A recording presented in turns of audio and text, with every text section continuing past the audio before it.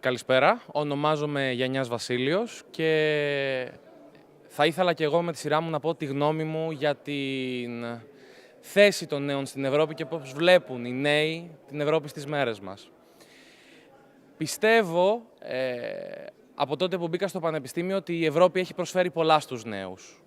Μας έχει δώσει τη δυνατότητα να αναπτύξουμε τους ορίζοντές μας, να κερδίσουμε πολλά πράγματα, να γίνουμε καλύτεροι άνθρωποι κοινωνικά, πολιτισμικά.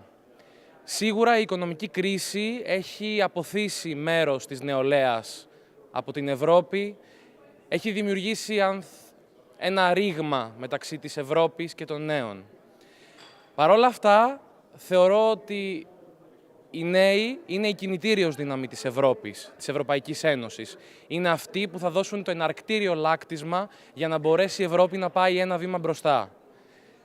Πιστεύω ότι οι φετινές ευρωεκλογές είναι το όπλο των νέων για μια νέα Ευρώπη.